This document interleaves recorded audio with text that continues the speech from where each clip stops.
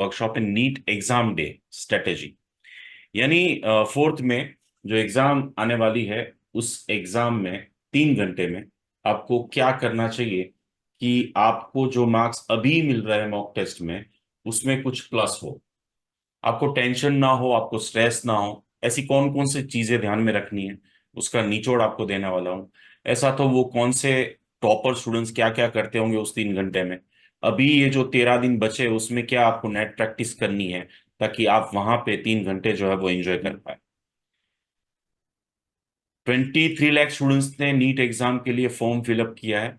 Last year से 1 लाख कम है। Of course moderate paper रहने वाला है। गवर्नमेंट सीट जो है वो 10 से 15 मार्क्स मेरिट डाउन जाएगा।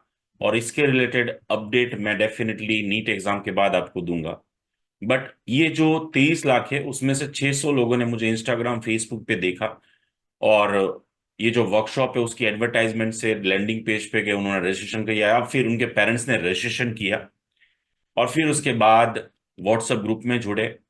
और उसके बाद नियर बाय 100 हमारे फ्यूचर डॉक्टर्स है, मेडिकोज है, जो मेडिकल क्षेत्र में आगे बढ़ना चाहते हैं, वैसे हमारे प्यारे सभी दोस्त और उनके पेरेंट्स का मैं तहे दिल से, डॉक्टर उमेश गुजर, आज के इस एग्जाम डे स्ट्रेटेजी का आपका मेंटोर, दोस्त कम घोस्ट कह सकते हैं, घोस्ट कम दोस्त कह सकते हैं, हार्दिक स्वागत करता हूं, वेलकम करता हूं।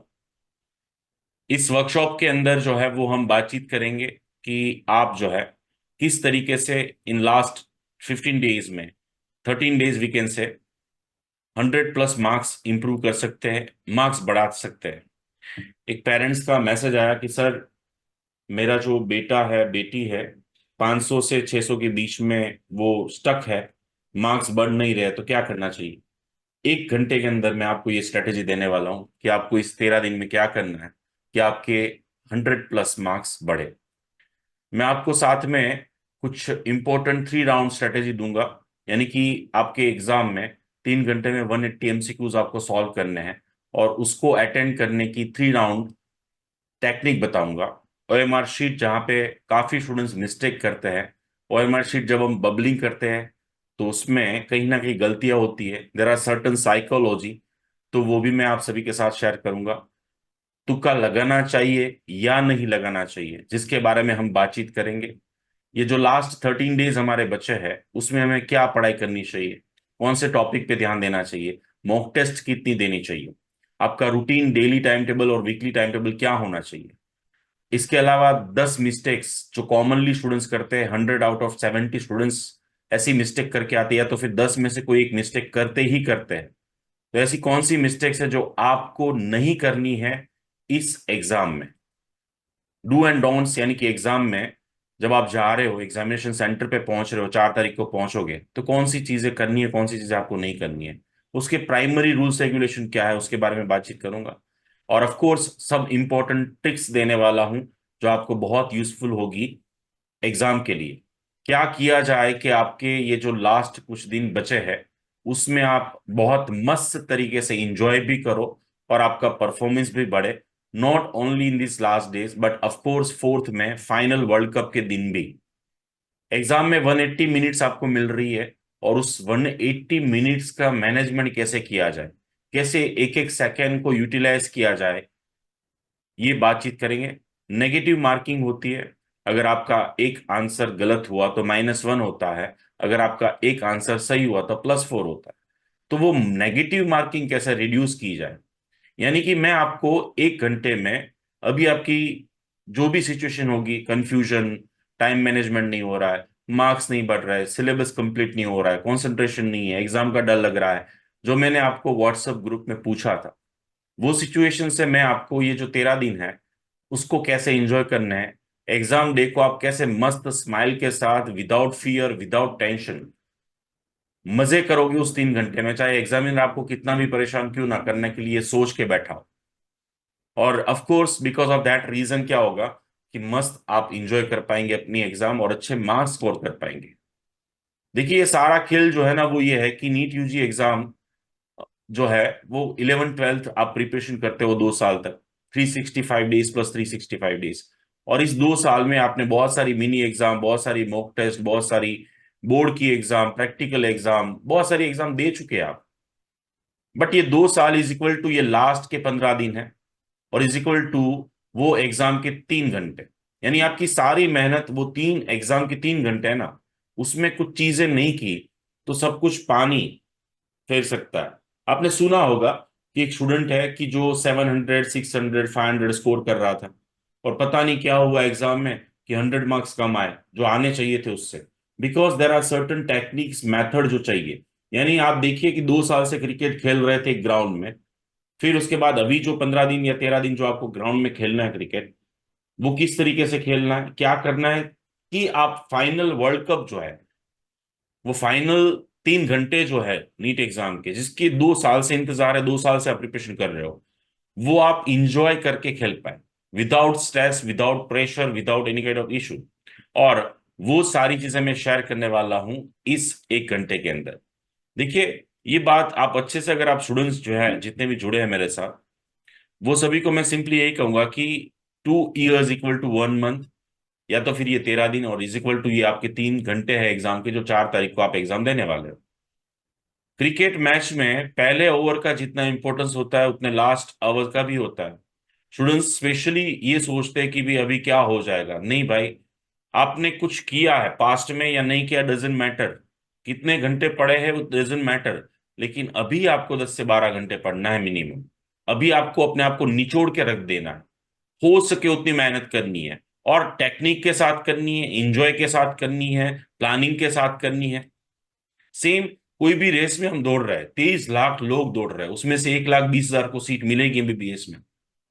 बाकी अदर कोर्सेज में जाएंगे, अब्रॉड में जाएंगे। तो कोई भी रेस होती है ना बॉस, उसमें लास्ट के जो कुछ मीटर्स बचे हुए होते हैं, वो बहुत इंपॉर्टेंट होते हैं। वो टेक्निक इंपॉर्टेंट होती है। वो कौन सी स्ट्रेटेजी यूज करें कि आप अपनी स्पीड बढ़ा पाओ, ये इंपॉर्टेंट होता है।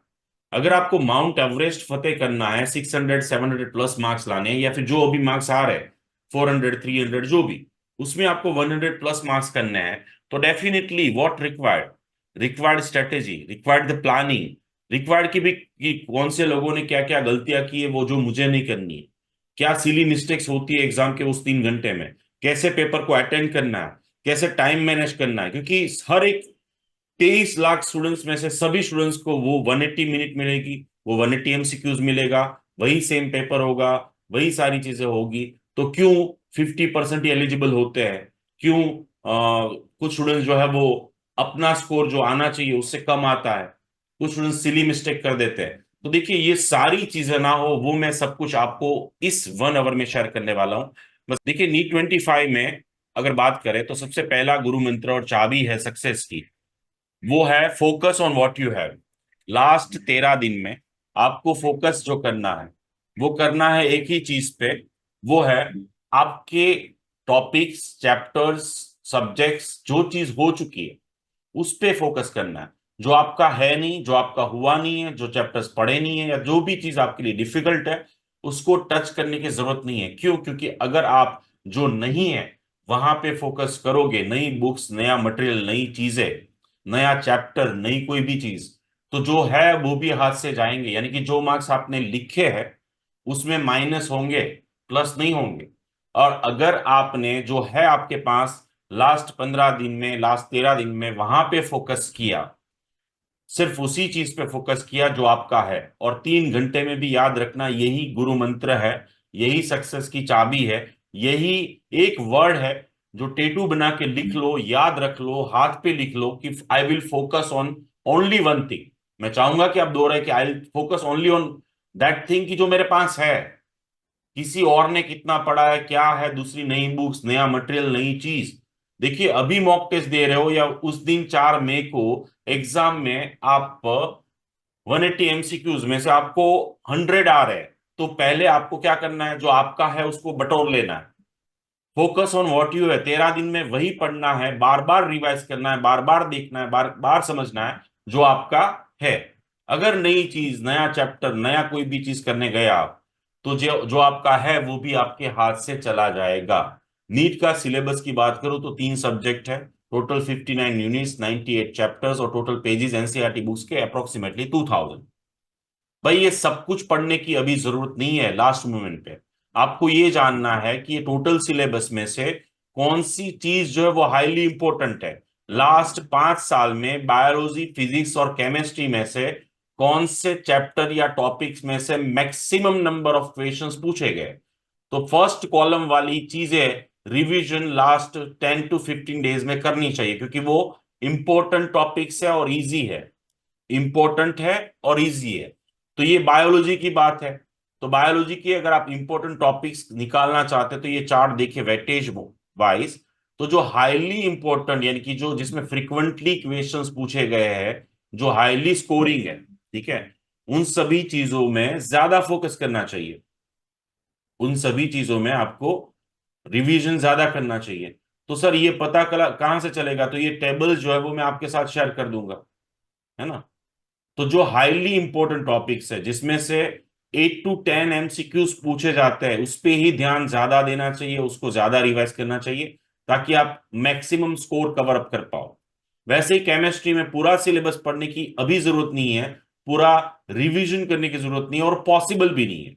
बट जो इंपॉर्टेंट है और इजी टॉपिक है वो फर्स्ट कॉलम है, उसको आपको कंपलसरी करना है। अगेन मैं कहूंगा कि अगर उसमें से कोई चैप्टर या टॉपिक आपने नहीं किया है तो उसको छोड़ दीजिए, कोई बात नहीं। अभी उसके पीछे मत लगना, ठीक है ना, ये गलती मत करना। तो ऐसे ही 5 इयर्स के आप एनालिसिस देखो 2020 से 24 की भी कौन से चैप्टर में से, टॉपिक में से ज्यादा क्वेश्चंस पूछे गए। तो जिसमें 8 to 10 क्वेश्चंस पूछे गए, एमसीक्यूज आए हैं, उस चैप्टर को ऑफ कोर्स आपको रिवाइज, आपकी शॉर्ट नोट्स, आपके माइंड मैप से, आपकी जो भी नोट्स बनी है उससे आपको जरूर से करने चाहिए। अगर आपके पास नहीं है तो don't worry, I will share mind map and of course short notes. क्योंकि अगर आप बुक्स पढ़ने जाएंगे तो लेंदी चैप्टर्स होगा, और लेंदी चैप्टर्स में से टाइम कंज्यूमिंग प्रोसेस होगी। तो again next subject is the physics. तो फिजिक्स में क्या होता है कि फिजिक्स में सारा चैप्टर्स पढ़ने की जरूरत नहीं है, but last important and easy topic जितने भी है, ठीक है, तो उसमें देखिए फर्स्ट कॉलम है, उतने करने चाहिए, उतनी डेफिनेटली रिवीजन कर लेना चाहिए शॉर्ट नोट्स एंड आपकी जो बुक्स होती है उसमें से, या तो फिर एमसीक्यूज उस टॉपिक या चैप्टर से ज्यादा करने चाहिए। नेक्स्ट 5 साल की एनालिसिस देखो, ये सारी चीजें मैं भेजूंगा आपको व्हाट्सएप के माध्यम से, एंड में मैं व्हाट्सएप नंबर बता दूंगा। और ये चैप्टर, ये टेबल्स देख लीजिए आप, और इसके बेस पे आप देख लीजिए कि जहां पे 8 से 10 एमसीक्यूज आया है उसको आपको डेफिनेटली रिवाइज करना चाहिए। अभी लास्ट जो 13 दिन है उसमें आपका डेली सुबह से लेकर शाम तक का रूटीन क्या है? तो सबसे पहली चीज मैं बता चुका हूं, focus on what you have, number 1। Number 2 बताऊंगा कि अगर आप 10 घंटे पढ़ रहे हैं मेरे दोस्त, 12 घंटे पढ़ लो। 12 घंटे पढ़ रहे हो, 14 घंटे पढ़ लो। 14 घंटे पढ़ रहे हो तो 18 घंटे पढ़ लो। आप बोल रहे हैं सर क्या बात करो, हाँ भाई, लास्ट मोमेंट में आपने कितना पढ़ा था वो मत मायने नहीं रखता। क्या होगा फ्यूचर में वो मायने नहीं रखता। आपके पास 13 दिन है ना बॉस, दिल से मेहनत कर लो, सच्चे दिल से। बहुत सारे स्टूडेंट्स मेरे जैसे भी होंगे जो कहीं ना कहीं मीन स्टक होंगे मैटर में, घबराए होंगे, स्ट्रेस में होंगे, मेरा ये चैप्टर नहीं, मेरा ये टॉपिक छोड़ो, वो सब कुछ जो नहीं हुआ उस पर ध्यान ही नहीं देना, जो है वो मेरा है, और उसमें साला एक मार्क्स मेरा कोई उठा के लेके नहीं जाएगा, एक एमसीक्यूज मेरा गलत नहीं होगा। Number 1 focus on what you have. Number 2, जितने घंटे पढ़ रहे थे, अभी जितने दिन बचे हैं, 10 दिन फॉर एग्जाम्पल, लगा लो 100%, 100% लगा लो, ताकि जिंदगी में अफसोस ना हो। मार्क्स फिर जो भी आएंगे वो डिस्कस करेंगे, लेकिन वो 10 दिन आपने मेरे सेशन अटेंड करने के बाद अपना स्टेमिना बढ़ाया, अपना कंसंट्रेशन बढ़ाया, अपना टाइमिंग बढ़ाया, वो याद रखना है बेटा। क्यों? क्योंकि आगे वाली जर्नी है, उसमें भी ऐसे ही होता है। डॉक्टर बन गए फॉर एग्जाम्पल, तो टाइमिंग नहीं होता, जैसे मैं अभी हॉस्पिटल में बैठा हूं तो फिक्स नहीं होता है। तो यहाँ पे जो जो चीज आप अभी फेस कर रहे हो ना, आपको अंदर से होता होगा। एग्जाम में 3 घंटे में भी अगर आप ये सेशन अटेंड नहीं किया तो उनको होगा, आपको नहीं होगा ऑफकोर्स, लेकिन वो सारी चीजें आपकी प्रैक्टिकल, एक लाइक डॉक्टर बन जाओगे तो भी आएगी सारी चीजें, ठीक है। तो यहाँ पे आपको डेली रूटीन क्या होना चाहिए? सबसे पहले तो आप है ना, आपका जो है focus on what you have, botany, zoology, chemistry और फिजिक्स का आपका जो है, उसके इंपॉर्टेंट वाले चैप्टर्स फटाफट मस्त रिवीजन कर लो। उसकी नोट्स बनानी है, माइंड मैप बना, माइंड मैप से सारी चीजों से कर लो, 2 घंटे उसमें डाल सकते हो। 180 एमसीक्यूज की टेस्ट दो, मॉक टेस्ट दो compulsory per day. Per day कैसे देनी है? जैसे फोर्थ को देंगे, वो कैसे देनी है सर ये बता दो, वो अभी बता रहा हूं मैं आगे, है ना। डेली एक मॉक टेस्ट दो और डेली एक पेपर सेट सॉल्व करो। अगर आपने नहीं की है तो डेफिनेटली 10 साल तो मिनिमम कर लो। 10 साल के, 10 साल के नहीं करने तो एटलीस्ट 5 साल के कर लो। तो देखो 3 घंटे आपके तो टेस्ट में चले जाएंगे, क्योंकि वो एक मॉक टेस्ट है। Final world cup, final test, final NEET exam 3 घंटे की है, 2 से 5। तो मैं आपको पूछना चाहूंगा कि भाई कैसे करने हैं। वही सेम सेम पैटर्न में 2 से 5 में ही टेस्ट देनी है, ओएमआर शीट पे ही देनी है, पेन पेपर से ही देनी है, वही कपड़े पहनने हैं, वही शेड्यूल होना चाहिए, वही विदाउट एसी होना, क्योंकि एसी नहीं होंगे क्लासरूम में भाई। वही सेम चीज में आपको टेस्ट देनी है। अब इससे क्या होगा, 180 एमसीक्यूज की टेस्ट दे दी आपने, क्लासेस में दे सकते हो या फिर अलग से दे सकते हो, बहुत सारी एप्लीकेशन अवेलेबल है, और वहां से आप टेस्ट दे सकते हो 3 घंटे की।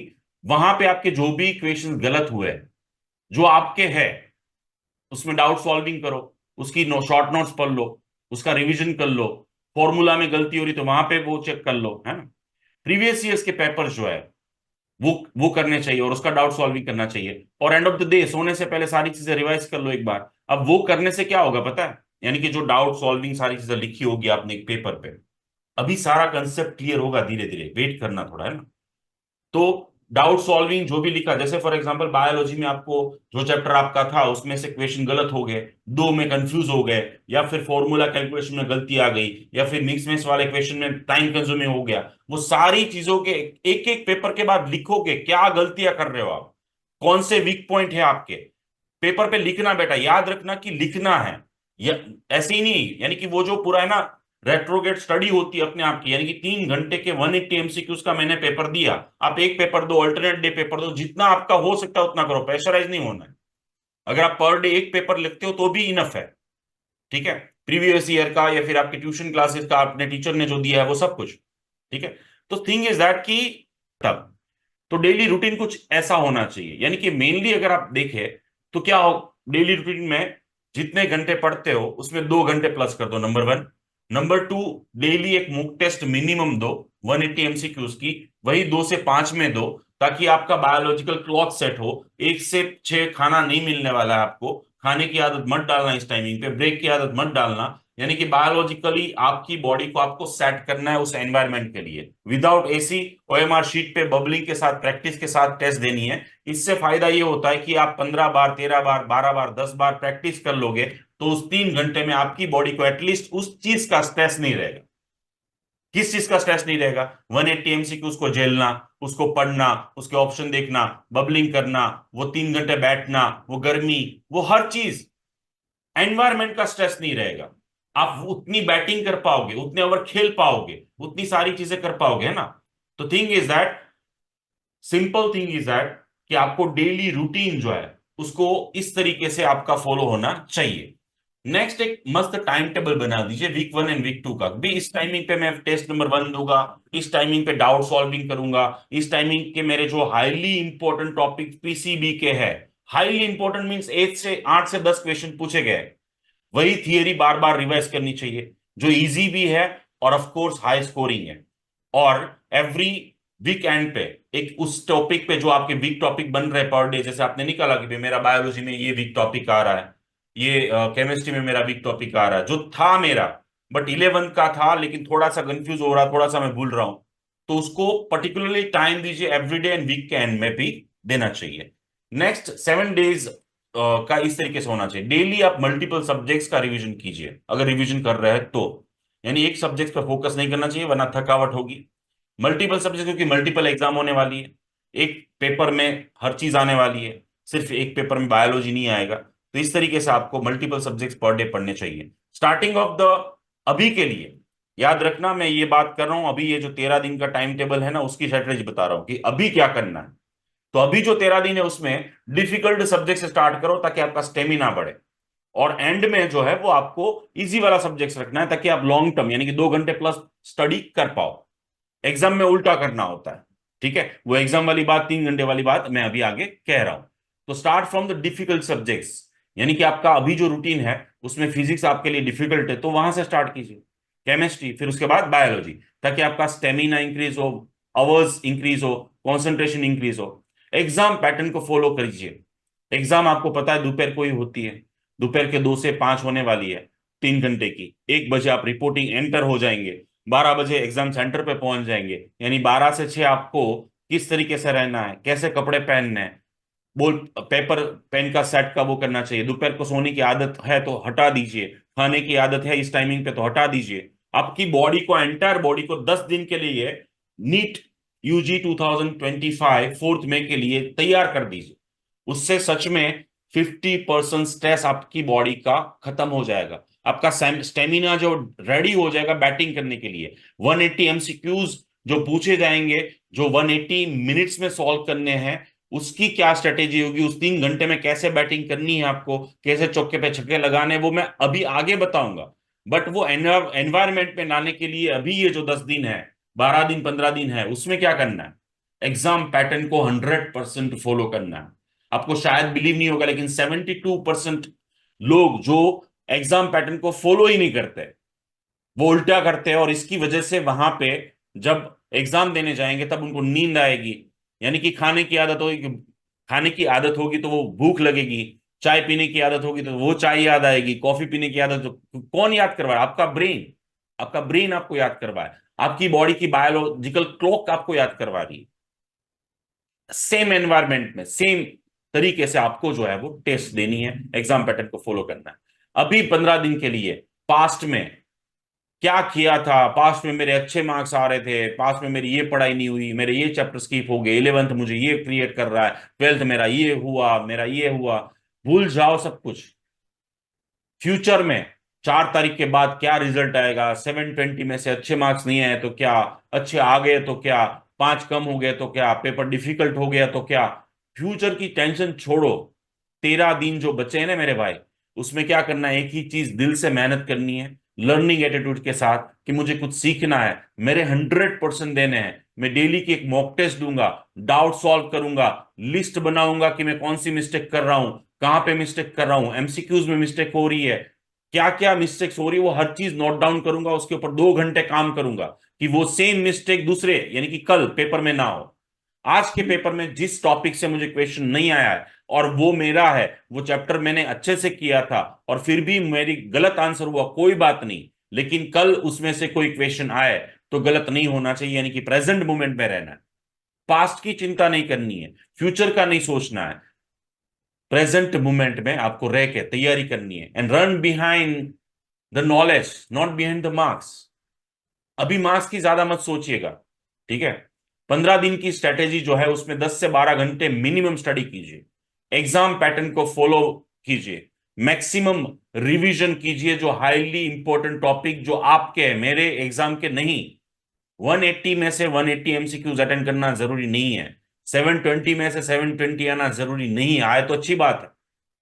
बट जो है आपका 500 के स्टूडेंट है, 400 के है, 300 के है, 600 के है, उसमें प्लस कैसे हो सकता है, वो इसी तरीके से हो सकता है। शॉर्ट नोट्स और माइंड मैप्स का यूज कीजिए ताकि आपका कम से कम टाइम, क्योंकि एक बार अगर थियरी एनसीईआरटी बुक्स या लेंदी कोई भी नोट से आप पढ़ना स्टार्ट कर दिया तो हम क्या करते हैं, मजा आ रहा है तो पढ़ते जाए, 2 घंटे निकल गए। Focus on what you have, daily mock test दीजिए, select time between 1 to 5, error analysis कीजिए, जो आप गलतियां कर रही है उसके एनालिसिस कीजिए, नहीं समझ में आ रहा है तो लिखिए, कोई अच्छे गुरु को, कोई टीचर को, जो प्रोफेसर है आपके या फिर जो भी है, उनको कांटेक्ट कीजिए, उनकी एरर से डिस्कस कीजिए एनालिसिस की। रेट्रोगेट स्टडी होनी चाहिए। रूमर्स और गलत फहमी या फिर पेपर लीक होने वाला, ये होने वाला, उन सभी चीजों से दूर हो जाइए, आपका कुछ नहीं होगा उससे फायदा। और बाकी न्यू मटेरियल चैप्टर्स नोट से दूर रहिए। इतनी चीजें आपको ये लास्ट 13 दिन में जरूर से करनी चाहिए अगर आप 100+ चाहते हो। इसको आप स्क्रीनशॉट ले लीजिए या तो फिर सेव कर लीजिए, और डेफिनेटली ये आपको यूजफुल होगी, क्योंकि बार बार आपको अपने आप को रिमाइंडर देना होगा।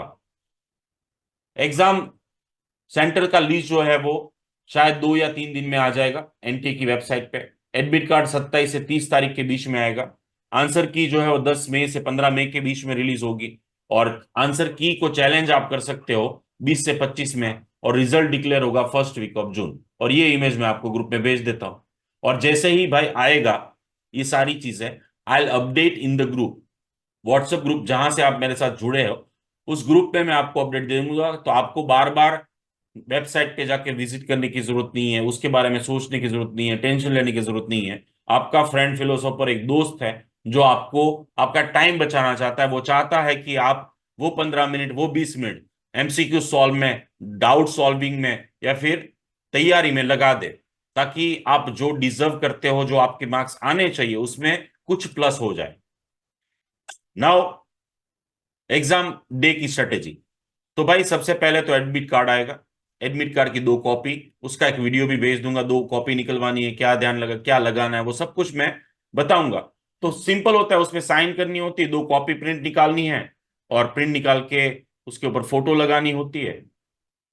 Do and don'ts.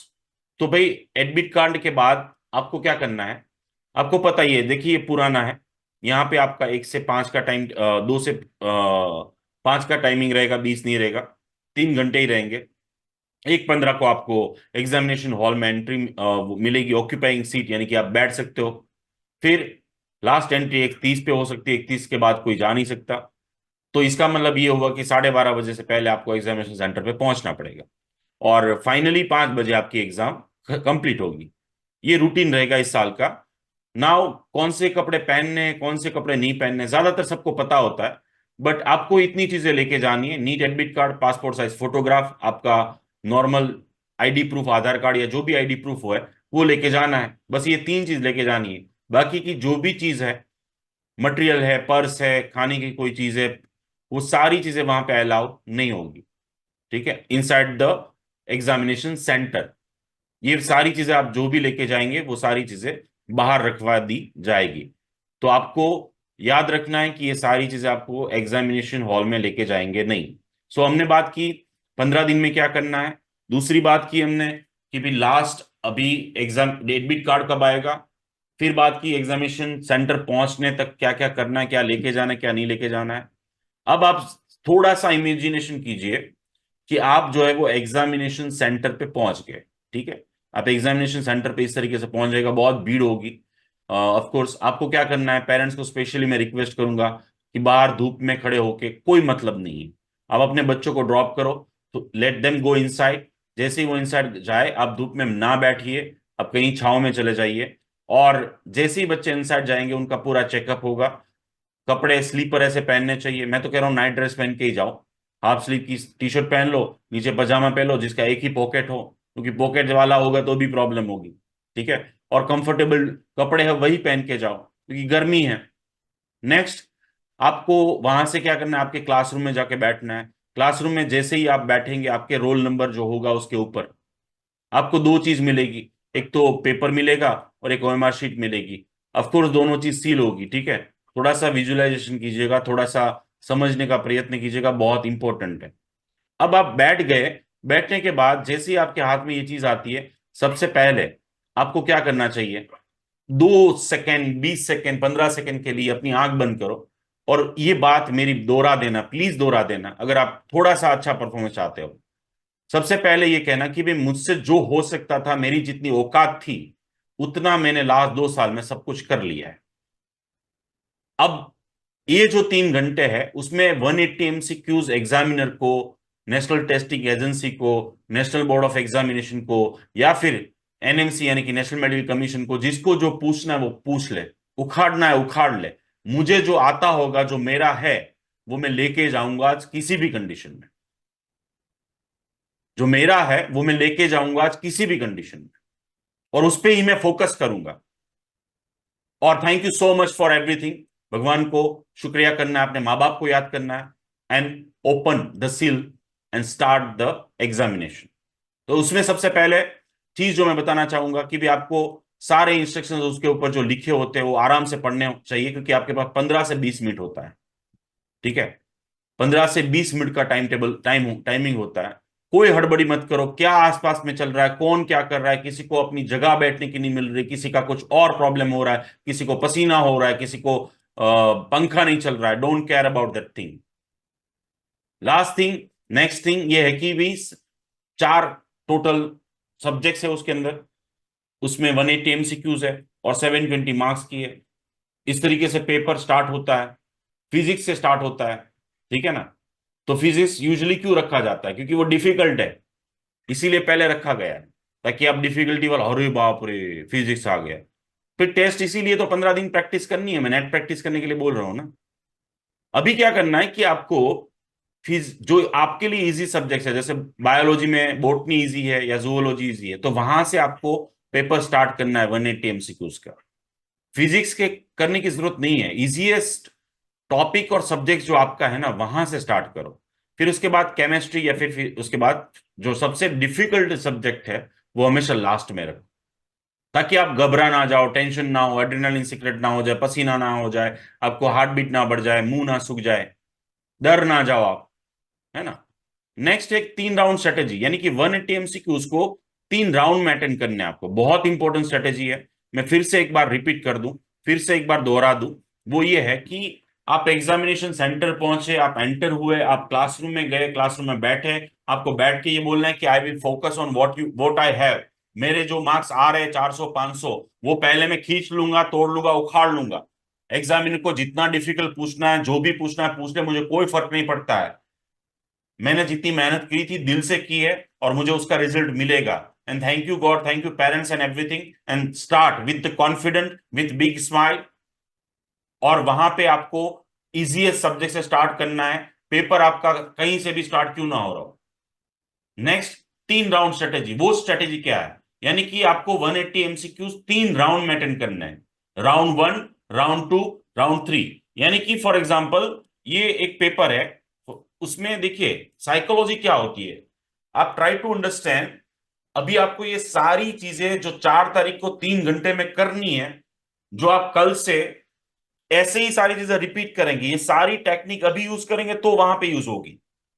तो ये फॉर एग्जांपल एक पेपर है, उसमें देखिए पहला क्वेश्चन स्ट्रेट फॉरवर्ड है, दूसरा क्वेश्चन फॉर एग्जांपल नंबरिंग वाला है, तीसरा क्वेश्चन टाइम कंज्यूमिंग है, चौथा क्वेश्चन कुछ और हो सकता है, पांचवा क्वेश्चन डिफिकल्ट हो सकता है। यानी कि पेपर जो बनाने वाला इंसान होता है वो आपके साथ इसी तरीके से गेम खेलता है। कैसा पता है कि पहला क्वेश्चन इजी हो सकता है, दूसरा डिफिकल्ट फॉर एग्जांपल, तीसरा डिफिकल्ट, चौथा इजी। यानी कि दो के बीच में एक टाइम कंज्यूमिंग भी रख देगा, कैलकुलेशन वाला रख दिया, टेबल वाला रख दिया।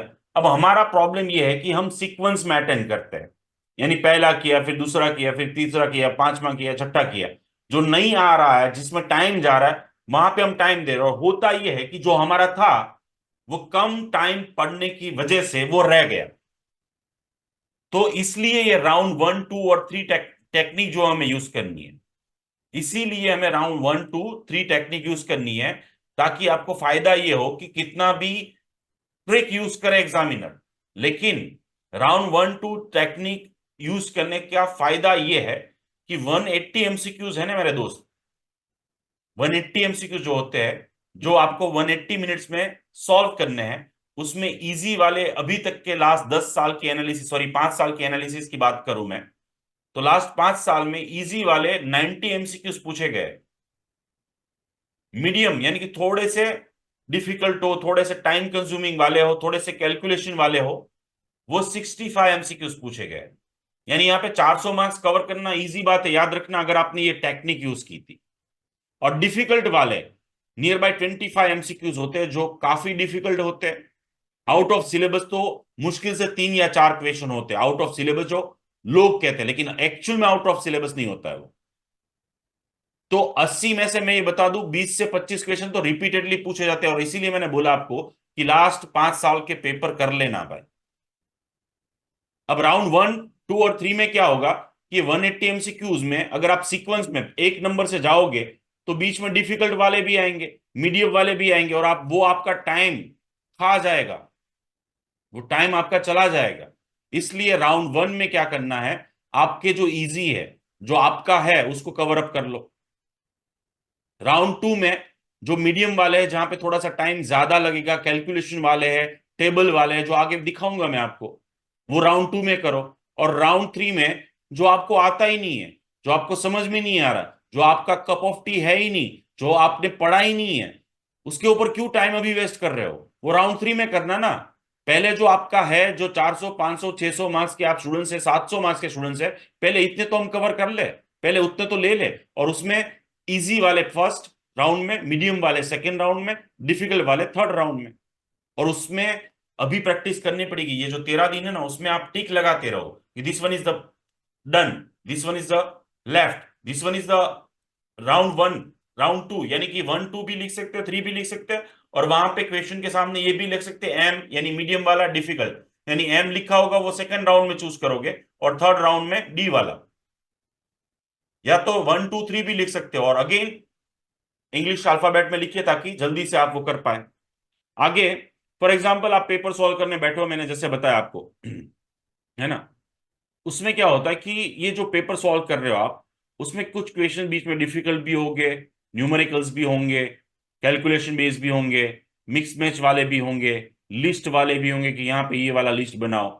तो अभी आप प्रैक्टिस करोगे तब आपको पता चलेगा, and you will get idea कि कैसे क्या करना है, कौन सा आपके लिए डिफिकल्ट है, कौन सा आपके लिए इजी है।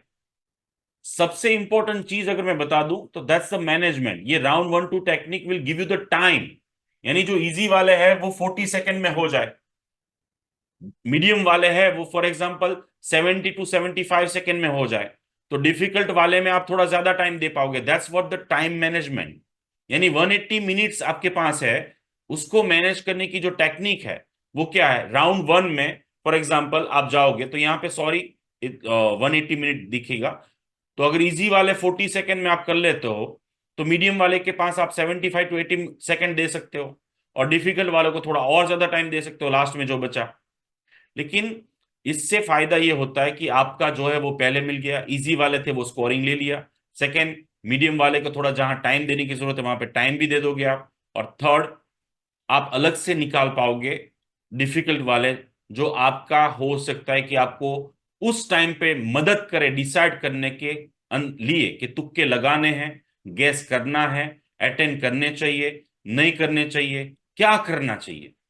सो राउंड वन में इजी वाले, जिसका आंसर आपको विदाउट ऑप्शन देखे पता चल रहा है, डायरेक्ट है और शॉर्ट है, और वैसे टोटल 90 एमसीक्यूज रखे जाते हैं, लेकिन वो पूरे 180 में यहां वहां फैले होते, याद रखना। और इसीलिए ये राउंड टेक्निक है। क्वेश्चन नंबर 1 पढ़ा, इट्स अ डायरेक्ट क्वेश्चन, मुझे आंसर पता है, ऑप्शंस नहीं देखना है, आंसर पता है, इस माई कप ऑफ टी, इस राउंड 1, टेक इट, ले लिया। फिर राउंड 2 में गए, यानी कि इस तरीके से आपको आगे बढ़ना है। फिर सेकंड क्वेश्चन में गए तो आपने देखा टेबल वाला है भाई, ये राउंड 2 में रख दो, ये कैलकुलेशन वाला है इसमें रख दो, और ये तभी समझ में आएगा राउंड 1 2 टेक्निक, और सही में यूजफुल तभी हो पाएगी जब आप कल से जो मॉक टेस्ट दो वहां पे ये अप्लाई करो, वहां पे ये यूज करो, ताकि आप ये जो एनालिसिस करनी होती है ब्रेन को वो यूज टू हो जाए। 10 टेस्ट दोगे आप या 5 दोगे तो भी आप ये टेक्निक का फायदा उठा के 100+ मार्क्स कर लोगे। राउंड 1 में इजी वाले, राउंड 2 में जो डिफिकल्ट वाले होंगे वहां पे टाइम आपको ज्यादा मिल जाएगा। कौन से टाइप के फॉर्मूला वाले, कैलकुलेशन वाले, कंसेप्ट वाले, टाइम कंज्यूमिंग जो होते हैं उसको राउंड 2 में रखो। राउंड 3 में डिफिकल्ट है, कंफ्यूजन वाले है, या तो फिर आपको पता ही नहीं है, उसको आपको राउंड 3 में रखने चाहिए। ये सबसे इंपॉर्टेंट टेबल है, आपको ये प्रिंट आउट निकालना चाहिए, और प्रिंट आउट निकाल के आपको मॉक टेस्ट जब देते हो तब आपको आपकी कप ऑफ टी डिसाइड करनी है। देखो यहाँ पे 35 35 35 है, ये वाले निकाल दीजिएगा, अगेन ओल्ड है। तो 180 एमसीक्यू, 720 180, ठीक है। तो देखिए बॉटनी, जूलॉजी, केमिस्ट्री और फिजिक्स में से 35 35 एमसीक्यूज जो आ रहे हैं उसमें से आपको कितने आ रहे हैं, एवरी मॉक टेस्ट के बाद ये एनालिसिस करो बॉस, गारंटेड 100+ मार्क्स आएंगे, गारंटेड आएंगे। कि भाई बॉटनी में से मेरे अभी ये जो मॉक टेस्ट मैंने दी तो उसमें मेरे 25 सही हुए, जूलॉजी में 20 हुए, केमिस्ट्री में फॉर एग्जांपल 30 हुए, और फिजिक्स में फॉर एग्जांपल 15 या 20 हुए। फिर आपके 180 में से कितने मार्क्स आए, टोटल इसका जो है 180 है, 35 का वेटेज, आपके कितने हैं वो यहां पे लिखो, ताकि आपको पता चलेगा कि आपका बकेट क्या है, आपके कितने मार्क्स है, आपके कितने एमसीक्यूज है, और वो आप कितने मिनट में कर रहे हो। ये 4 5 एनालिसिस जब पेपर दोगे मॉक टेस्ट की, तब आपके हाथ में आ जाएगी स्ट्रेटेजी, और तब जाके जो आपकी फाइनल मैच होगी 4th मई को, वहां पे आपको इस टेबल का बहुत फायदा होगा जो आगे मैं बताने जा रहा हूं, और वो होगा, यूज होगा ओएमआर में, तुक्का लगाने में। तो सिंपल थिंग इज दैट कि इससे क्या पता चलेगा कि आपके कितने एमसीक्यूज है, आप कितने मार्क्स स्कोर कर रहे हैं, और आपके कितनी मिनट इसमें लग रही है। और उस एनालिसिस में आप नेक्स्ट डे इंप्रूवमेंट करेंगे धीरे धीरे, देखना ये ग्राफ धीरे धीरे इंप्रूव होगा। और टेक्निक कौन सी यूज करनी है, 3 घंटे दोपहर के टाइम में टेस्ट देनी है। इजीएस्ट सब्जेक्ट से स्टार्ट करना है, राउंड 1 में इजी वाले लो, राउंड 2 में डिफिकल्ट या फिर टाइम थोड़ा कंज्यूमिंग, और थर्ड में सबसे ज्यादा डिफिकल्ट कंज्यूमिंग या तो पता ही नहीं है। अब ये कैसे सर पता चलेगा, करेंगे तो अभी नेट प्रैक्टिस करनी है भाई। नेट प्रैक्टिस कर रहे हो, क्वेश्चन नंबर 1 आया, इजी है, सॉल्व कर दिया, क्वेश्चन नंबर 2 राउंड 2 में डाल दो, 3 में डाल दो, डिफिकल्ट है और थर्ड में डाल दो। इस तरीके से लिखते रहना है, करते रहना है, ताकि फर्स्ट राउंड में एटलीस्ट 80 to 90 क्वेश्चंस आप अपने आप के पॉकेट में रख दो। फिर राउंड 2 एंड फिर राउंड 3। मैं सिंपली एक कमेंट चाहूंगा कि अभी तक का सेशन जो है वो आपको कैसा लगा। 15 या 20 मिनट और है जहां पे मैं मेरा सेशन कंप्लीट करूंगा, उससे पहले की ओएमआर टेक्निक और बहुत इंपॉर्टेंट चीजें 3-4 बताने वाला हूं। Thank you. सो बिना बेफिक्र आप सोचो, आपने सच में आप सोचो अगर एवरी टेस्ट के बाद ये एवोल्यूशन किया, तो बॉस बॉटनी जैसे कंप्लीट होगा ना उस दिन 4 मई को, आपको पता चल जाएगा कि भाई नॉर्मली लास्ट 13 दिन में मेरे एमसीक्यूज इतने सॉल्व हो रहे थे, मेरे मार्क्स इतने आ रहे थे, मेरी इतनी मिनट्स है, और इतनी मिनट्स में मैंने कर दिया। आपको मजा आएगा, you will play with the MCQs, you will enjoy each and every thing, है ना, एवरी पॉइंट ऑफ व्यू। तो ये that's what the main important thing of the round 1 2 3। और ये आपको एक तो फायदा ये दिलाता है कि आपके मार्क्स जो है वो दिला देगा, number 1। Number 2, minus marking mining negative marking आपका कम करेगा। नंबर 3, टाइम मैनेजमेंट जो बहुत यानी कि हड़बड़ी हो जाती है फिर बाद में, 1 घंटा ही बचा, अरे बाप रे, अभी 20 मिनट ही बचे, अरे बाप रे, लगाओ तुक्का, जय माता जी करके दिस एंड दैट। नहीं नहीं भाई, don't do all this thing. इस साइंटिफिक वे, यहाँ पे हर एक चीज स्ट्रेटेजी के साथ होती है बॉस। हर एक चीज डिजाइन करनी है, हर एक चीज को मजे करने हैं, हर एक चीज को आपको अचीवमेंट बनाना है। जैसे राउंड 1 कंप्लीट हो और 100 MCQ तक पहुंच जाओ, तो अपने आपको ऐसे शाबाशी देना है उस दिन। राउंड 2 यानी मैं अपना बता रहा हूँ 100 MCQ, लेकिन आपका फर्स्ट राउंड में ये हो सकता है कि सिर्फ 40 वाले ही हो, 50 ही हो, वो आपकी बात करूंगी, व्हाट्स योर। ठीक है। नेक्स्ट बात है वो है ओएमआर शीट। देखिए ओएमआर शीट बनने की जो टेक्निक होती है ना, पुष्पा टेक्निक, वो समझने की जरूरत। पुष्पा क्योंकि निंजा मुझे पसंद नहीं है, पुष्पा मुझे अच्छा लगता है तो मैंने पुष्पा लिख दिया। देखो इसी तरीके से मजे करने हैं और कुछ नहीं है ना। ओएमआर शीट है, उसमें देखो रोल नंबर, ये टेस्ट बुकलेट नंबर होता है, यहाँ पे बुकलेट कोड, ये सारी चीजें ऑलमोस्ट सबको पता है। तो आज से डेली एक ओएमआर शीट भरनी है, डेली ओएमआर शीट एक भरनी है कंपलसरी। ठीक है। उसमें पीछे इंस्ट्रक्शंस होते हैं, वो एक बार पढ़ लीजिएगा, हो सकता है कि लास्ट ईयर से इस साल डिफरेंट हो, और आपके पास टाइम है, आपको जल्दी किस बात की है, अभी भी पढ़ लेना और उस दिन भी पढ़ लेना। आपको ओएमआर शीट में बबलिंग कैसे करने हैं वो ज्यादातर हर एक टीचर सिखाता है। बाहर की तरफ नहीं जाना चाहिए, आधा अधूरा नहीं होना चाहिए। काफी लोग है ना सिर्फ पॉइंट करते हैं, गलती मत करो भाई साहब। पॉइंट करके क्यों टाइम वेस्ट कर रहे हो, जब बबलिंग करना है तो पूरा बबल करना है। पॉइंट करके रखोगे फिर गलतियां होगी, ऐसी चीजें मत किया करो। रोल नंबर बहुत इंपॉर्टेंट है, तो पहले सबसे पहले आराम से आपका रोल नंबर लिखो और as per that bubbling properly कर लो, गलती नहीं होनी चाहिए। ठीक है। दूसरा जो है वो टेस्ट बुकलेट नंबर, वो भी प्रॉपरली लिखो, उसका अच्छे से प्रॉपरली बबलिंग कर लो। ये बहुत दो इम्पोर्टेंट कि एक बार आपने पेपर दे दिया, वहां पे रख दिया, ओएमआर शीट रिटर्न कर दी, आप खुद अपना नहीं ढूंढ पाओगे। तो कंप्यूटर को आपको मार्क्स देने हैं तो यहाँ पे गलती नहीं होनी चाहिए, यहाँ पे किसी भी तरीके से गलती नहीं होनी चाहिए, पैनिक नहीं होना है, आराम से डीप ब्रीदिंग के साथ मस्त दोनों चीज लिख दो। फिर उसके बाद आपका नाम लिखना है हैंड राइटिंग में, कैपिटल में नहीं लिखना है, यहाँ लिखा ही है रनिंग हैंड राइटिंग, यानी जो जैसे डॉक्टर लिखते हैं वैसे लिख देना प्यार से।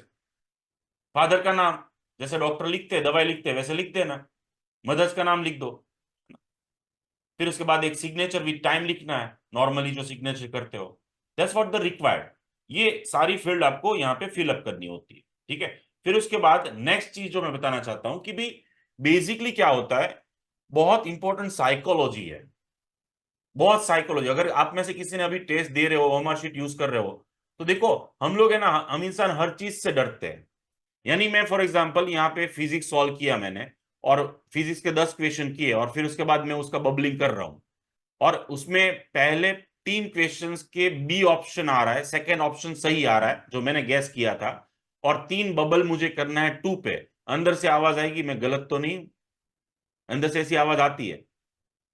अंदर से ऐसी आवाज आती कि नहीं नहीं साला ये लाइन में तो नहीं होगा। अगर ऐसे काफी लोग ये सोचते हैं साइकोलॉजी कि भाई ऐसा जिग जैग बनना चाहिए, ऐसा नहीं होता है मेरे बाप, ऐसा नहीं होता है। हो सकता है कि 15 नंबर से लेके 20 नंबर के एमसीक्यू का आंसर फोर्थ हो सकता है तीन हो। ये भी डिजाइन किया होता है कि आप डरो। क्यों ऐसा करते हैं? क्या उनको काम धंधा नहीं है? क्यों ऐसे डराते हैं? क्यों ऐसे फिजिक्स को पहले रखते हैं? क्यों ऐसे बीच में क्वेश्चन रख देते हैं? ऐसे ही पहले से इजी वाले पहले रख दे, मीडियम वाले बाद में रख दे, और 180 एमसीक्यूज ही पूछना है। गधों को क्यों ऐसा काम करने की जरूरत है हमारे साथ? वो इसलिए करते हैं आपके साथ मेरे भाई, क्योंकि जब आप डॉक्टर बनोगे, यानी कि पहले तो एडमिशन होगा आपका, फिर वहां पे भी यही सारी चीजें होने वाली है। फिर एक बार डॉक्टर बन जाओगे, फिर मेरी तरह कहीं प्रैक्टिस कर रहे होंगे, खुद की हॉस्पिटल होगी, तब ये आंसर मिलेगा जब मुझे आज मिला है। यानी जब मैं प्रैक्टिस करने लगा हूं तब मिला है। कि रियल लाइफ में भी जब पेशेंट आते हैं तब यही होता है, डिफिकल्ट वाले पहले आते हैं, या कभी भी कोई भी क्वेश्चन आ जाएगा, कभी भी कोई भी डायग्नोस करना पड़ेगा, कभी भी कोई भी ट्रीटमेंट देनी पड़ेगी। अभी यहाँ पे आईसीयू में इंक्यूबेट कर रहा हूँ पेशेंट, तो किसी को कुछ और इंजेक्शन देना पड़ेगा, कोई ओपीडी आ जाएगा, कोई कॉल आ जाएगा। सो सराउंडिंग घेरे रहते हैं हम, तो इसलिए ये पूरा डिजाइन किया होता है। तो साइकोलॉजी बहुत है इंपॉर्टेंट बबलिंग की। यानी पता नहीं हम क्यों थॉट्स कर रहे हैं भाई। सिंपल थिंग इज दैट कि एक पेपर पे लिखो कि भाई ये जो क्वेश्चन है इसका आंसर ये है। Don't think, don't use your brain. जब आपका टाइम था सॉल्व करने का, तो पेपर के ऊपर आपने 2 बार क्वेश्चन पढ़ा, आंसर ढूंढा, वहां पे सोच लिया कि इसका आंसर यही है, तो बबल वहीं पे होना चाहिए, बबल वहां पे ही होना चाहिए। तो 5 एक साथ, दूसरा वाला ऑप्शन आ जाए, तीसरा वाला आ जाए, चौथा वाला आ जाए, डोंट वरी। जिगजैग पैटर्न हो रही है, नाग दादा की पैटर्न हो रही है, माता जी का त्रिशूल बन रहा है, don't worry about all this thing man. 7 number बन रहा है, 4 नंबर बन रहा है, 3 नंबर बन रहा है, क्यों आप सोच रहे हो ये सब कुछ? आपको जो है एक्चुअल में वो बबलिंग करना है। अब बबलिंग स्ट्रेटेजी हर एक की एक डिपेंड होती है। काफी लोग है ना, जैसे पूरा पेपर का एक साथ बबलिंग करेंगे, ये कभी मत करना। दूसरा, एक सब्जेक्ट कंप्लीट होता है तब करते हैं। तीसरा, end of the every question करते हैं, तो ये टाइम कंज्यूमिंग प्रोसेस हो जाएगा अगर आप एंड ऑफ एवरी क्वेश्चन करोगे तो। एंड ऑफ सब्जेक्ट करोगे तो वहां पे भी टाइम कंज्यूमिंग प्रोसेस, मिस्टेक हो सकती है। मेरा ये मानना है बेस्ट मेथड अभी तक की जो स्कॉलर्स ने बताई है, जो मेजोरिटी स्टूडेंट्स अच्छे मार्क्स लाते हैं वो यूज करते हैं, वो है बबलिंग इन ग्रुप्स। यानी 5 5 या 10 10 का सेट, यानी कि फर्स्ट टू 10 क्वेश्चंस आपने सॉल्व किए, उसमें से आपका फर्स्ट राउंड में 3 क्वेश्चन सही आ गए आपको, तो वो 3 बबल कर दो, 5 बबल कर दो, 10 बबल कर दो। उससे क्या होगा कि आपको थोड़ा सा रेस्ट भी मिल जाएगा, आपको क्वेश्चन से डिस्कनेक्ट होने का टाइम भी मिल जाएगा। एंड ऑफ द पेपर गलती हो सकती है, नंबर 1 एक गलती हुई तो पूरा गलत, दूसरा टाइम नहीं मिल सकता है, ठीक है। एंड ऑफ द सब्जेक्ट्स भी सेम इश्यू आ सकते हैं। बट अगेन नेट प्रैक्टिस अभी जो आप 13 दिन कर रहे हो, वहां पे अगर आपकी कोई पर्सनल मेथड है तो वो यूज कर सकते हो। लेकिन एक सबसे बेस्ट मेथड है ग्रुप बबलिंग। यानी 10 या 5 के सेट लगाओ, प्रॉपरली आप लगाओ, ताकि जब आप 10 बबल करो तो एक बबल आपका 1 सेकंड में होना चाहिए। और उसकी नेट प्रैक्टिस अभी कर लेना, इसीलिए मैंने बोला ओएमआर शीट 10 प्रिंट निकालो और उसकी बबलिंग की प्रैक्टिस करो। स्टार्ट फ्रॉम द पेरीफेरी और सेंटर की तरफ जाओ, ताकि बाहर निकले ही नहीं स्पीड में। बाहर से बबलिंग स्टार्ट करो और बीच में जाओ, बीच में से बाहर मत जाओ, क्योंकि जल्दी में फिर बहुत ज्यादा बाहर निकल जाते हो आप। है ना, सच बोल रहा हूं या नहीं?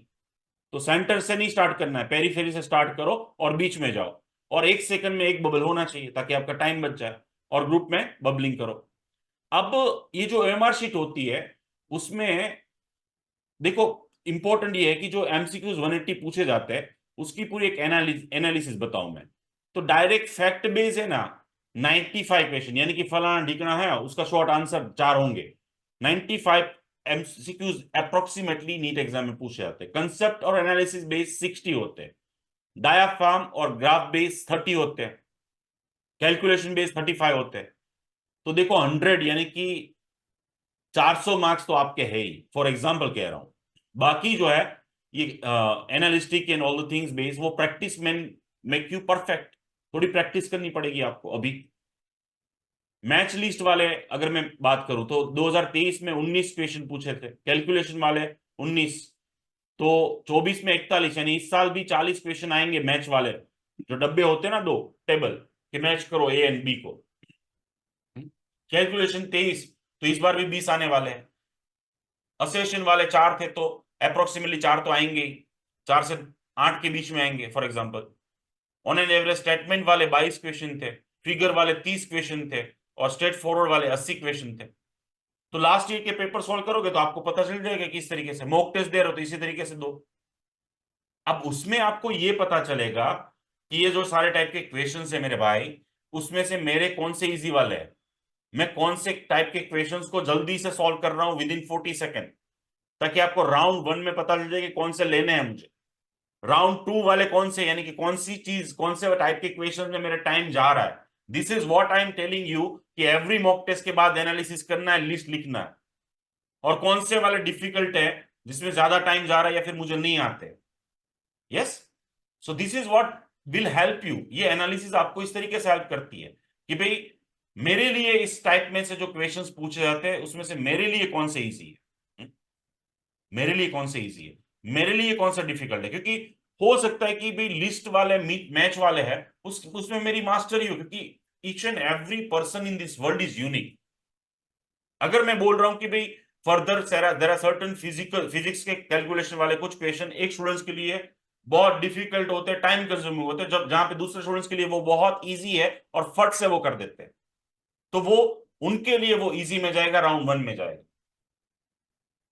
नेक्स्ट है वो डिफिकल्ट वाले, तो डिफिकल्ट वाले में टेंशन लेने की क्या जरूरत है। This are the statement based direct question, छोटे क्वेश्चन, प्यारे क्वेश्चन, क्यूट क्वेश्चन, अच्छे वाले क्वेश्चन, पॉकेट में रखने वाले क्वेश्चन, नंबर 1 वाले क्वेश्चन। और यही साला सोचना है हमें उस 3 घंटे में, यही सोचना है ये 13 दिन में। You need to enjoy each and every question. हाँ चल तू राउंड 2 वाला निकल साइड में, चल राउंड 3 वाला चल चला जा, तुझे मैं बाद में देखूंगा, मेरे पास टाइम होगा तो अभी तू कुछ नहीं उखाड़ सकता मेरा। ये मेरा राउंड 1 वाला, चला जा अंदर आ जा। राउंड 2 वाला है भाई, है ना। You will enjoy, you need to do the practice right now. अभी आपको वो यही करना है। और इससे क्या होगा कि योर फंडा विल क्लियर, और वो 180 एमसीक्यूज में आप अच्छे से सारी चीजें कर पाएंगे। And that's what the silly mistake list दे रहा हूं, वो नहीं हो पाएगी। जो लोग करते हैं पैनिक हो जाते हैं, बबलिंग गलत हो गई, तुक्के ज्यादा लगा दिए, ये नहीं करना था, बी नहीं करना था, ये भाई स्ट्रेटेजी नहीं है उसके पास, उसको 180 गेंद कैसे खेलनी है वही नहीं पता है। हर एक गेंद थोड़ी सेम बॉलर फेंकेगा, है ना। 6, एक ओवर में 6 वो रन बॉल बॉल फेंकेगा, तो हर एक बॉल सेम ही फेंकेगा क्या? हर बॉल पे चौका लगेगा, छक्का नहीं पाएगा। तो राउंड चाहिए मैं, राउंड 1, 2 एंड 3 स्ट्रेटेजी। ऐसे ही for example formula calculation base है, तो फॉर्मूला अगर ये आपका इजी है तो राउंड 1 में रख दो। मैं मैच वाला है क्वेश्चन, तो अगेन मैं तो यही करूंगा, सिर्फ 2 का ही मैच करूंगा। अगर मुझे नहीं आता तो राउंड 2 या राउंड 3 में 2 का ही मैच करूंगा, फिर ऑप्शन ढूंढ लूंगा, है हाँ तो चल आ गया। इसका इजीएस्ट वे तो यही है ना। Same for example more than one statement वाले होते हैं क्वेश्चंस। तो यहाँ पे right now you need to find out your strategy. आप कहां पे, आपको प्ले करना है अभी 10 दिन मत होके, और इसको बाहर निकालना है। फिगर बेस्ड क्वेश्चन मैंने बताया 20 क्वेश्चन तो आने ही वाले हैं।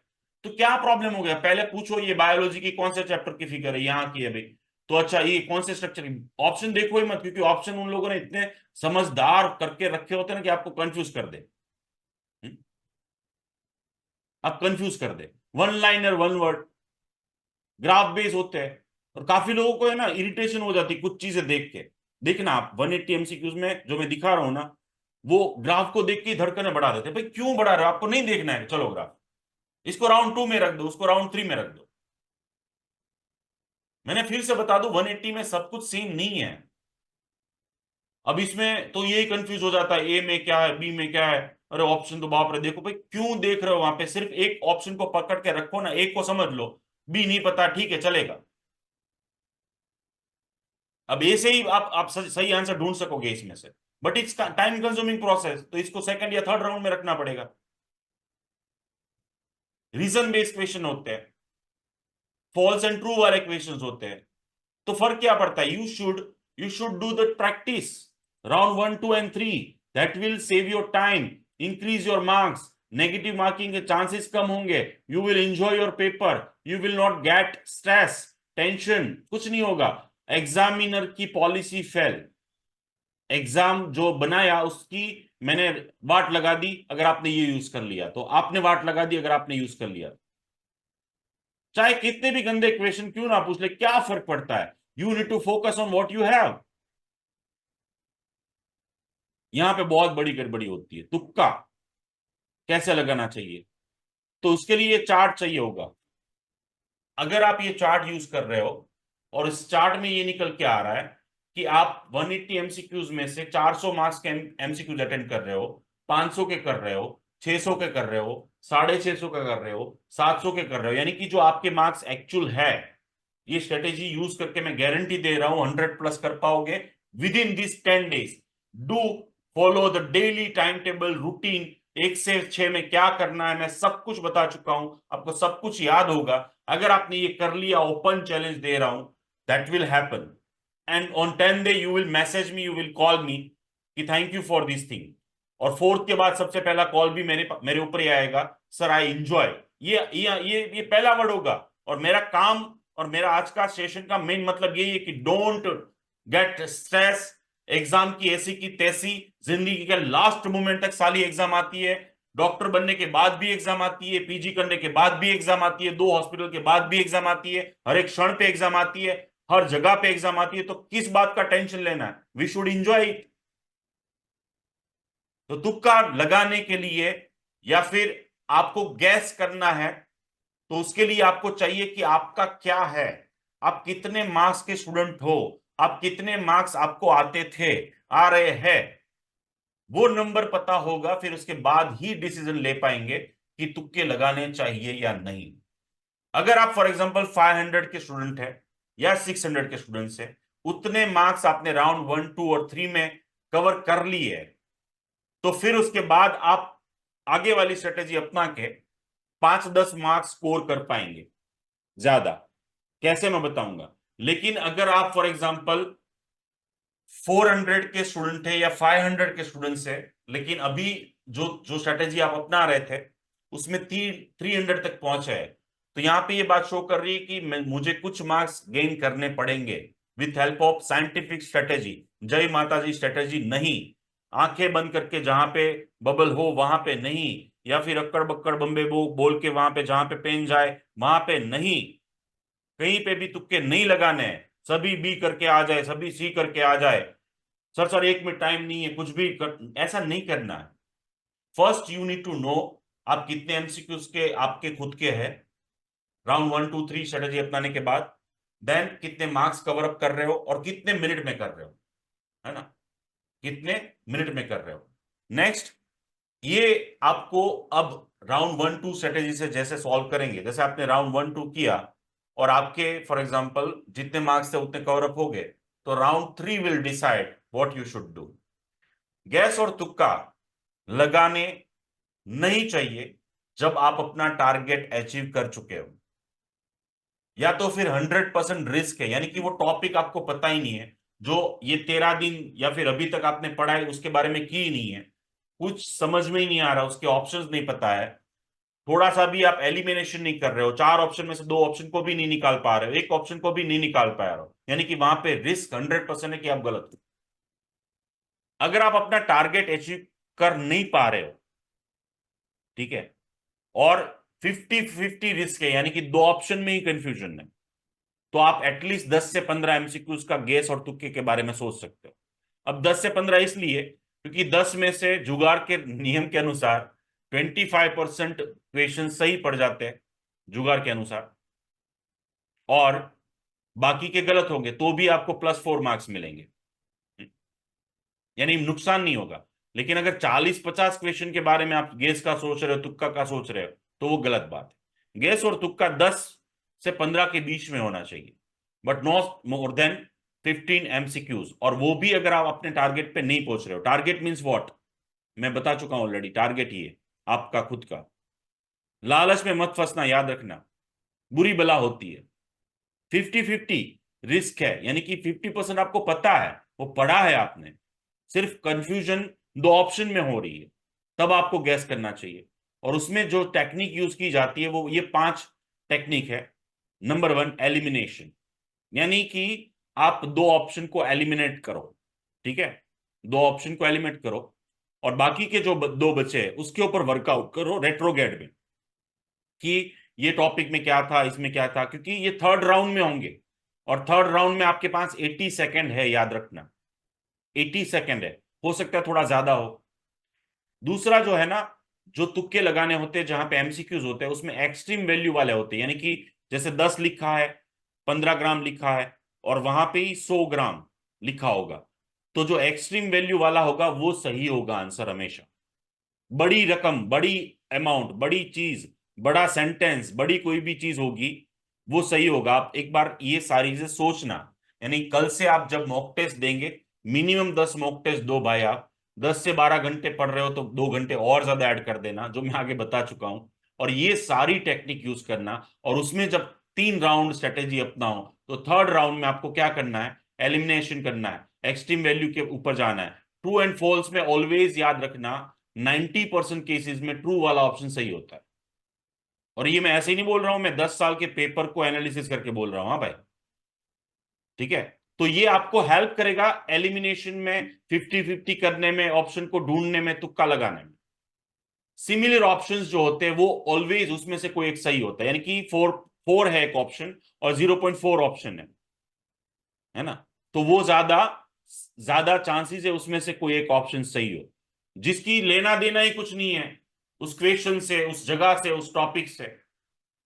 और ब्लाइंड गेसेस, यानी कि ब्लाइंड गेसेस करना तो उसकी भी स्ट्रेटेजी है, यानी कि आप टारगेट तक नहीं पहुंचे और फिर भी आपको गेस करना है, तो 10 एमसीक्यूज का कर सकते हो, उससे ज्यादा नहीं।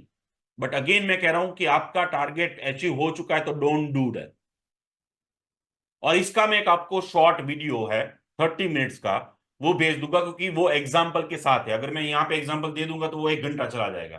तो कुछ क्वेश्चंस 2024 पेपर के 23rd के मैंने उसमें ली है, और उसमें मैंने एलिमिनेशन सिखाया है, एक्सट्रीम वैल्यू वाला गेस सिखाया है, ट्रू एंड फॉल्स वाला गेस सिखाया है, तुक्का लगाना सिखाया है, सिमिलर ऑप्शन में क्या क्या होता है, और जो क्वेश्चंस के टाइप वाला मैंने दिखाया सारा आगे, वो क्वेश्चन के टाइप वाला भी मैं भेज रहा हूं, और उसमें मैं कौन सी टेक्निक यूज करता हूं, बहुत सारे टॉपर्स कौन सी टेक्निक सॉल्व करने के लिए यूज करते हैं, वो भी वीडियो मैं आपको ग्रुप में व्हाट्सएप में भेजूंगा। ब्लाइंडली अगर 5 या 10 क्वेश्चन में आपको करने हैं, तो लास्ट 5 साल की ओएमआर शीट की हमने एनालिसिस की, सभी ऑप्शंस की, ए बी सी डी जितने भी ऑप्शंस आते हैं ओएमआर शीट की, आंसर की। तो उसमें ऑप्शन 1 में देखो कितने हैं, ऑप्शन 2 में कितने सही आंसर, ठीक है, ऑप्शन 3 वाले कितने सही आंसर थे, और ऑप्शन 4, यानी कि अगर आपको तुक्के लगाना है तो बी और सी ज्यादा आंसर सही वाले थे, तो आपको बी और सी 10 क्वेश्चन में या 5 क्वेश्चन में बी लगा दिए, तो उसमें से मिनिमम 2 क्वेश्चन सही होंगे, 3 गलत होंगे, तो 0-0 हो जाएगा, या फिर प्लस समथिंग होगा, माइनस नहीं होगा। लेकिन ये एक्सट्रीम सिचुएशन है, याद रखना, एक्सट्रीम सिचुएशन है, तब ये चीज आप यूज कर सकते हैं। दिस इज साइंटिफिकली सेड कि option B and option C ज्यादातर पेपर्स में सही आंसर्स थे, ठीक है। रिड्यूस नेगेटिव मार्किंग, तो कैलकुलेट बेस्ड रिस्क लेंगे, यानी कि 100% आपको पता ही नहीं है तो उसको अटेंड करना नहीं चाहिए। 50-50% है, यानी कि 50 पता है 50 नहीं पता है, यानी कि 4 ऑप्शन में से 2 सही है 2 गलत है। अब 2 सही में कंफ्यूजन हो रही तो उसमें रिस्क ले सकते हो।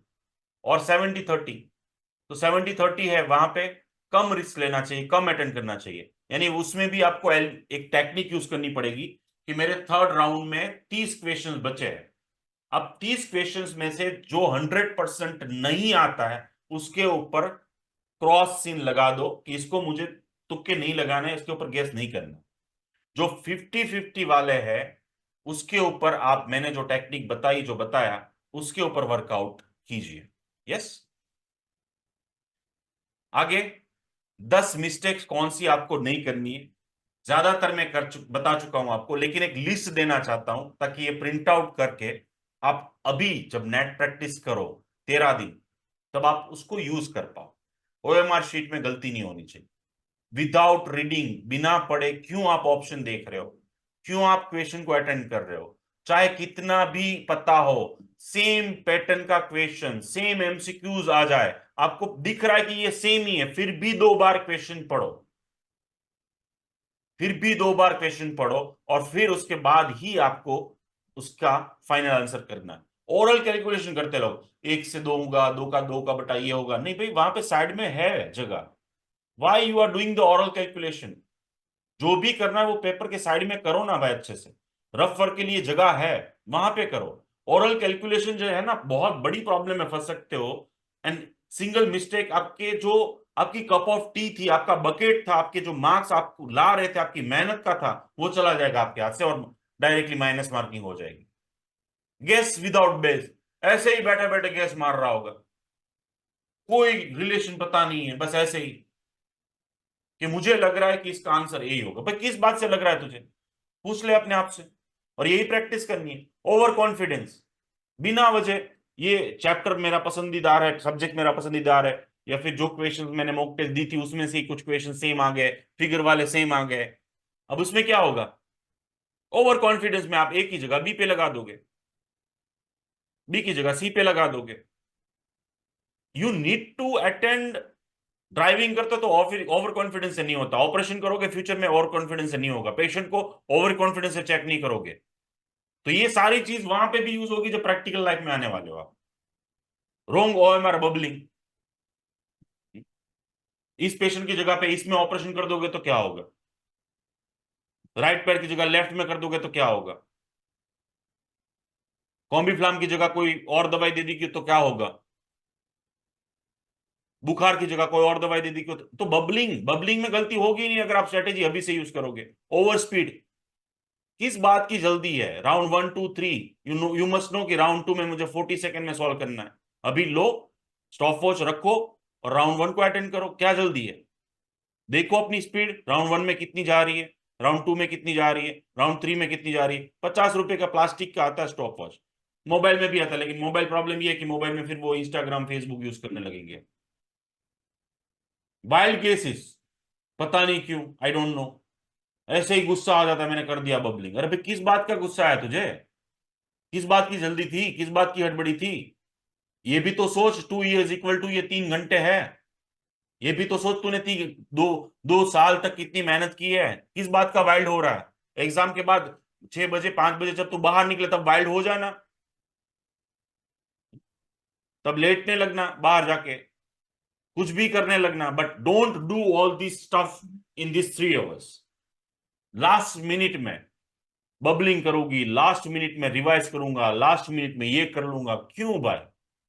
क्या आपको पता है कि भी फिजिक्स के बाद केमिस्ट्री लेंदी नहीं है, बायोलॉजी इजी होगा, ये वो होगा। You don't know and that's why this strategy is required, ताकि आपके फर्स्ट राउंड में आपके आप आ जाए वो स्ट्रेट फॉरवर्ड जाओगे आप। तो आपको पता ही नहीं कि पीछे वाले जो, जैसे आपने 80 MCQs किए, बाकी के 50 बीच में है, वो टाइम कंज्यूमिंग है, डिफिकल्ट है, लेंदी है, क्या है पता ही नहीं है। और और उस बात पे भी टेंशन होती है लोगों को, भाई आपके डिफिकल्ट है तो सबके डिफिकल्ट है, याद रखना। बट आपको फोकस आपके ऊपर करना है। एग्जाम डे पे मैं रिक्वेस्ट करूंगा 2 हाथ जोड़ के, आप फ्यूचर डॉक्टर है, फ्यूचर मेडिकोज है, मेडिकल फील्ड में आगे बढ़ने वाले, रीच बिफोर टाइम। पहले से ही मम्मी पापा को अगर काम करना है तो देखो एनसीईआरटी बुक्स पढ़ने लगो आप। तो मम्मी पापा को तो मैं यही रिक्वेस्ट करूंगा, भाई आपको अगर करना ही है तो देख लो एग्जामिनेशन सेंटर जैसे अभी बाहर निकलेगा तो कहाँ पे है, कैसे पहुंचेंगे without traffic and all, rich before time. Exam rules rules को 100% फॉलो करो, पहले से तैयारी कर लेना। ओएमआर शीट को प्रॉपरली प्रैक्टिस करो, अच्छे से डीप ब्रीथ लो और एग्जाम देना स्टार्ट करो। इजीएस्ट सब्जेक्ट से स्टार्ट करो, 2 बार क्वेश्चन पढ़ो। नॉन, एक्सेप्ट, ये सारे वर्ड जो होते हैं ना, yes, all of the below, all of, none of the above, ये सभी चीजों को अच्छे से चेक करो। 50-50 लाइफ लाइन का यूज करो, कैलकुलेशन बॉक्स बनाते रहो साइड में और कैलकुलेशन करो। ओएमआर बबलिंग ग्रुप वाइज करो, 5 से 10 फॉर एग्जाम्पल, या 20 क्वेश्चन 10 क्वेश्चन का। लास्ट मिनट में आंसरिंग करना, 10 मिनट लास्ट में, मैं तो ये कह रहा हूं कुछ नहीं करना चाहिए, हंसना चाहिए बैठ के, चलो भाई मेरा हो गया। 10 मिनट में जो आंसरिंग करने का ट्राई करता है, 5 मिनट में जो बबलिंग करने का ट्राई करता है, बहुत बड़ी मिस्टेक होती है। Accuracy is more important than the speed, याद रखना। कितनी स्पीड से आप एमसीक्यूज कर रहे हो वो इंपॉर्टेंट नहीं है, कितने एक्यूरेटली कर रहे हो ना। आपका जो बकेट है 500 600 700 मार्क्स का, उसमें से कितना ले रहे हो आप, कवर अप कर रहे हो, वो इंपॉर्टेंट। आपके पेपर को आप कंट्रोल करोगे, ना कि आपका पेपर आपके दिमाग को और आपको कंट्रोल करे, याद रखना, ये बहुत इंपॉर्टेंट लास्ट वर्ड है मेरा। कितना भी डिफिकल्ट पेपर क्यों ना हो, कितना भी इजी पेपर क्यों ना हो, कितना भी लेंदी पेपर क्यों ना हो, पेपर अपना काम करेगा, आप अपना काम करोगे, आप अपनी स्ट्रेटेजी अपनाओगे, आप अपनी टेक्निक से जाओगे, जो मैंने बताई आपको, जो मैंने आपको समझाई। और लास्टली इतना कहूंगा कि आपको बहुत ज्यादा क्वेश्चंस होंगे, मुझे पता है। इस साल कट ऑफ क्या रहेगा, इस साल पेपर क्या रहेगा, बता ही देता हूं। पेपर जो है वो मॉडरेट रहेगा, थोड़ा सा लेंदी, थोड़ा सा लास्ट ईयर से थोड़ा सा डिफिकल्ट रहेगा, नंबर वन। और ये पैटर्न है तो आप अच्छा है ना, कट ऑफ डाउन जाएगा। तो गवर्नमेंट का कट ऑफ 10 से 15 मार्क्स डाउन जाने वाला है, उसका वीडियो भेज दूंगा मैं आपको, ठीक है। आंसर की कब आएगी, डॉक्यूमेंट प्रिपेयर कितने करने हैं, नीट का रिजल्ट कब आएगा, मेरिट कितना रहेगा, एप्लीकेशन कहाँ करनी है, कैसे करनी है, कौन सी वेबसाइट पे करनी है, कितना कट ऑफ रहेगा, कौन सी कॉलेज में मिलेगा, उसकी फीस क्या रहेगी, चॉइस फिलिंग कैसे करनी चाहिए, एजुकेशन लोन मिलेगी या नहीं, स्कॉलरशिप। आपसे ज्यादा आपके क्वेश्चंस मुझे पता है लास्ट 19 साल से। और उसके लिए एक ही बात करूंगा, अभी 13 दिन पढ़ लो, 2 घंटे ज्यादा पढ़ना। मैंने जो स्ट्रेटेजी डेली की, वीकली एग्जाम की बताई, पेपर सॉल्व करने की बताई, वो पढ़ लेना, उसी वे में मेहनत करो। 5 तारीख को रात को 8 बजे मेरे साथ जुड़ जाना। दुनिया भर की इंफॉर्मेशन मैं आपको दे दूंगा जो नीट एग्जाम के बाद आपको चाहिए होगी। वो वर्कशॉप ज्वाइन करने के बाद उस दिन आपको पता होगा कि मेरे इतने मार्क्स अप्रोक्सीमेटली आने वाले हैं। उस मार्क्स के बेस पे आपको ये वर्कशॉप अटेंड करने के बाद ये पता चल जाएगा कि आपको कौन से कोर्स में, कौन सी कॉलेज में, कौन से टाइप की फीस में, कितनी फीस होगी, वहां कितनी स्कॉलरशिप मिल सकती है, आपके कैटेगरी के मुताबिक क्या नहीं मिल रहा है तो क्या, अदर स्टेट का क्या, सब कुछ यहाँ पे आपको मिल जाएगा। तो अभी क्या करना है, ये डेट सेव करना है, याद रखना है कि नीट एग्जाम के नेक्स्ट डे 8 बजे डॉक्टर में से मिलना है लाइव जूम पे, ग्रुप में लिंक मिल जाएगी, सिंपल। तो अभी ये थॉट्स आने ही नहीं चाहिए, स्पेशली जो मेरे साथ स्टूडेंट जुड़े।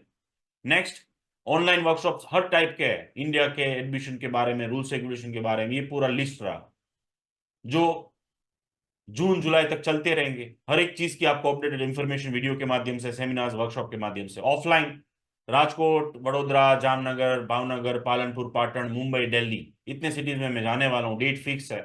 उसका लिस्ट में ग्रुप में भेज रहा हूँ, मिल लेना मुझे वहां पे। नहीं नहीं सर, आपसे बातचीत करनी है, मिलना है, कैरियर काउंसलिंग करवाना है, उसके बाद अभी कोई डाउट्स है तो ये ऑनलाइन मिल सकते हो। अगर आप ये अहमदाबाद में, मेरी हॉस्पिटल अहमदाबाद में, मैं खुद अहमदाबाद में रहता हूँ। और अगर आप अहमदाबाद में मिलना चाहते हैं तो ऑफकोर्स एवरीडे, ऑनलाइन मिलना चाहते हैं तो 9 to 7 डेली मिल सकते हैं मुझे जूम पे 1 to 1। महुआ, भावनगर, सूरत, राजकोट भी मैं अपनी ओपीडी के लिए जाता हूँ every first Sunday, second and fourth. तो वहां पे भी आप अपॉइंटमेंट लेके मिलने आ सकते हैं, नो प्रॉब्लम। हमारी एक एप्लीकेशन है, प्ले स्टोर में जाइए, ओम एजू को सर्च कीजिएगा। मेडिकल की जितनी एग्जाम है उन सभी का सारा मटेरियल। लेकिन अभी नीट यूजी की बात करूं तो अगर आपको फॉर एग्जांपल डाउनलोड सेशन में जाएंगे उसमें, तो डाउनलोड सेशन में सारे शॉर्ट नोट्स रखे हुए हैं जो फ्री में है, पेपर भी रखे जो फ्री में है, और माइंड मैप भी रखे जो फ्री में है, ठीक है। बहुत सारे लेक्चर्स वहां पे फ्यूचर में भी फ्री में आएंगे। लास्ट काम में बिजी होंगे, पढ़ाई में बिजी होंगे, मैं नहीं चाहता हूं फेसबुक और इंस्टाग्राम में आप मुझे मुझे भी लाइक करें, मुझे भी फॉलो करें।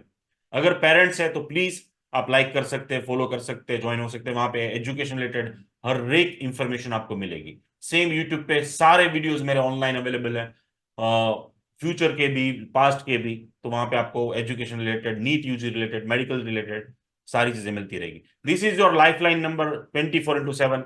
चाहे आपको एडमिशन क्वेरीज है, कट ऑफ की क्वेरीज है, एडमिशन रिलेटेड, अभी फ्यूचर में एग्जाम रिलेटेड, इंडिया में admission, abroad admission, everything, for the everything you can save this number. And आप जो है वो कभी भी कांटेक्ट कर सकते हैं मेरी अपॉइंटमेंट के लिए, मुझे मिलने के लिए। यस। एंड लास्ट में ये कहूंगा कि इस नंबर पे आपको व्हाट्सअप करना है to get the mind map, short notes and of course last 14 साल के paper set. Question answer session start करूं उससे पहले 5 सक्सेस की बता दूं, आपके पास है उसमें ही फोकस करना, प्रेजेंट मोमेंट में रहना, लर्निंग सीखने की भावना से पढ़ाई करो, एग्जाम पैटर्न को फॉलो करो, और मैक्सिमम रिवीजन करो। बिलीव मी, परिश्रम करोगे, पुरुषार्थ करोगे, प्रतीक्षा करोगे, रिजल्ट आएगा ही आएगा।